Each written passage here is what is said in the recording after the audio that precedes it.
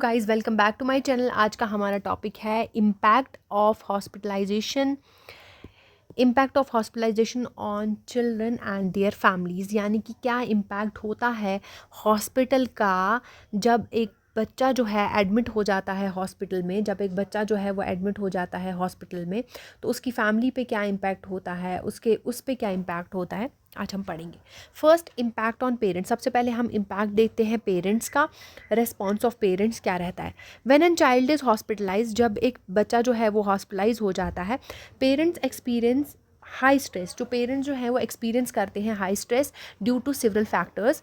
कुछ several factors की वजह से उनको बहुत ही ज़्यादा स्ट्रेस होने लगता है, जैसे lack of knowledge about child's illness, कि चाइल्ड कितना बीमार है, कितना ठीक है, उनको कुछ भी अभी उतना नॉलेज नहीं होता है, ठीक है, कितना ठीक हो सकता है, उनको लैक ऑफ नॉलेज की वजह से उनको टेंशन होने लगती है।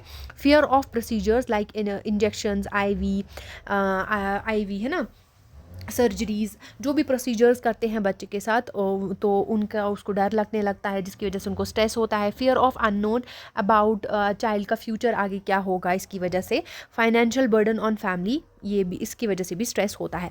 पेरेंट्स में ऑल्सो फील गिल्टी। पेरेंट्स को ये भी लगता है गिल्टी फील करते हैं। क्यों गिल्टी फील करते हैं?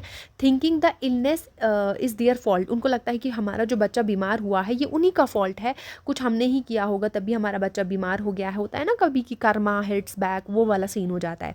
Experience anxiety, fear and disappointment. ठीक है, अब एक्सपीरियंस वो करते हैं, इसकी वजह से एंजाइटी, फियर, डिसअपॉइंटमेंट उनको होने लगता है। सेपरेशन फ्रॉम चाइल्ड, वो सेपरेट हो जाते हैं क्योंकि वो उनका बच्चा जो होता है वो एडमिट होता है और पेरेंट जो होते हैं वो बाहर होते हैं, या कभी कभी मदर उनके साथ होती है तो लेकिन फादर नहीं होते हैं। ऐसा होता है ना कि हमेशा वो चिल्ड्रन के पास नहीं होते हैं क्योंकि वो वार्ड्स में होते हैं, बच्चे एडमिट होते हैं। सेपरेशन फ्रॉम चिल्ड्रन जो होता है can make them feel helpless, वो उनको हेल्पलेस फील करता है। समटाइम्स पेरेंट्स में show anger.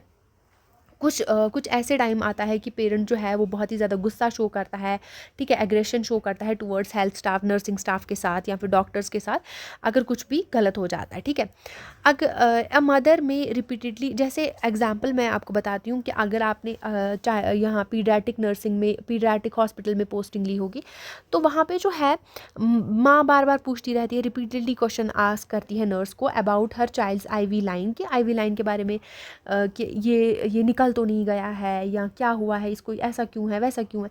She fear something will go wrong, क्योंकि उसको डर लगा रहता है कि कुछ गलत ना हो जाए। Even thought the child is stable, stable होने के बाद भी वो हज़ारों बार पूछती रहती है एक नर्स को कि बच्चा ठीक होगा मेरा, है ना, ऐसा है वैसा है।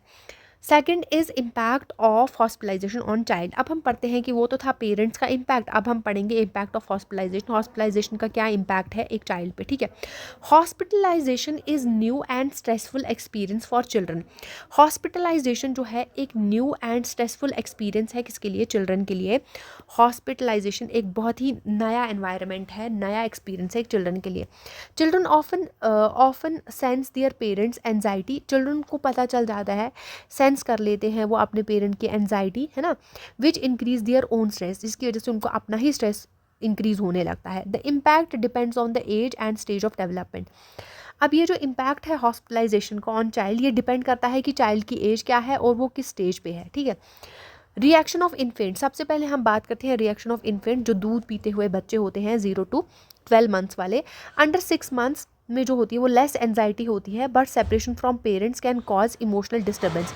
उनमें एनजाइटी तो कम होती है, लेकिन जो इमोशनल डिस्टर्बेंस होता है ना, क्योंकि उनके पेरेंट्स उनसे अलग हुए होते हैं, लैक ऑफ लविंग, तो उनकी वजह से उनको इमोशनल डिस्टर्बेंस होने लगता है। लैक ऑफ लविंग केयर में लीड टू सेंसरी डिप्रिवेशन, तो उनके जो लविंग केयर नहीं मिल रहा है उसकी वजह से उनको सेंसरी डिप्रिवेशन हो सकता है। अब जो 8 to 12 मंथ्स वाले बच्चे हैं, सेपरेशन एंजाइटी, उनको सेपरेशन एंजाइटी, क्योंकि वो पेरेंट्स से सेपरेटेड हैं तो उनको सेपरेशन एंजाइटी हो रही है। एक्सेसिव क्राइम, वो रोते रहते हैं, ठीक है, पेरेंट्स के लिए। Now reaction of toddlers, 1 to 3 years वाले बच्चे, ठीक है, 1 to 3 ईयर्स वाले बच्चे को हम टोडलर्स कहते हैं। टोडलर्स जो है वो रिएक्ट करते हैं टू सेपरेशन फ्रॉम मदर्स, वो तब रिएक्ट करते हैं जब वो सेपरेट हो जाते हैं अपने मदर से। लॉस ऑफ फ्रीडम, ठीक है, जब उनको फ्रीडम नहीं मिलता। एंड फियर ऑफ पेन, जब उनको पेन होने लगता है आईवी से, है ना, आईवी से प्रोसीजर से जब उनको पेन होने लगता है। दे में प्रोटेस्ट, वो प्रोटेस्ट कर सकते हैं, क्राई कर सकते हैं एंड रेजिस्ट कर सकते हैं केयर, कि हमें केयर नहीं चाहिए, ठीक है ना, रो के रेजिस्ट कर सकते हैं। Sometimes they perceive hospitalization as punishment, उनको हॉस्पिटलाइजेशन जो है वो पनिशमेंट लगने लगती है, ठीक है। अब एग्जाम्पल, एक 2 year old जो है may scream when nurse try to give medicine, जब भी वो नर्स का चेहरा देखता है या नर्स को आते हुए देखता है तो वो रोने लग जाता है, वो चिल्लाने लग जाता है, शोइंग प्रोटेस्टिव बिहेवियर, वो प्रोटेस्ट वाला बिहेवियर शो करने लगता है। नाउ अब प्रोटेस्ट, डिस्पायर एंड डी अटैचमेंट। अब प्रोटेस्ट क्या होता है, क्राइंग, बहुत ज़्यादा रोना, ठीक है, रेस्टलेसनेस, ठीक है, और sometimes verbal and physical aggression, ठीक है।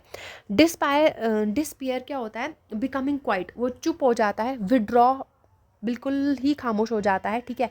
बिहेवियर लाइक थम सकिंग, ठीक है, और बैड विटिंग, ठीक है, क्लिंगिंग टू टॉयज में appear.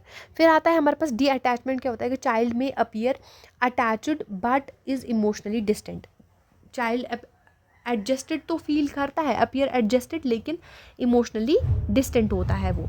Now reaction of pre school childrens, pre school childrens का हम रिएक्शन देखते हैं। 3 to 5 years जो चिल्ड्रन होते हैं उनका क्या रिएक्शन है, सेपरेशन एंजाइटी, उनको माँ बाप से जो वो सेपरेटेड हुए होते हैं वही सेपरेशन एंजाइटी सब में है। मे शो रिग्रेशन, ठीक है, nightmares and clinging to nurse instead of parents, ठीक है। आई होप आपको ये क्लियर है।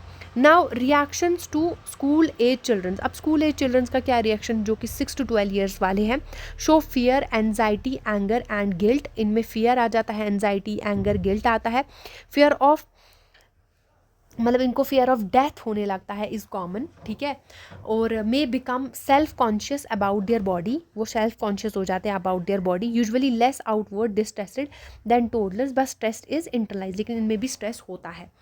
एग्जाम्पल, एक 10 साल की 10 year का बच्चा है, ठीक है, मे रिफ्यूज़ इंजेक्शन, वो इंजेक्शंस लेने से मना कर रहा है, इंजेक्शन बिल्कुल करने नहीं दे रहा, बट रिमेन क्वाइट, लेकिन वो चुप रहता है, appearing brave while feeling anxious inside, अंदर से वो डरा हुआ है लेकिन बाहर से वो ब्रेव फील कर रहा है ना, दिखा रहा है कि मैं ब्रेव हूँ। नाउ रिएक्शन ऑफ एडोलिसेंस, अब रिएक्शन ऑफ एडोलिसेंस क्या है, जो 13 to 18 years वाले बच्चे हैं। Adolescence struggle with rules and restrictions, उनको रूल्स एंड रिस्ट्रिक्शन से उनको स्ट्रगल कर रहे हैं।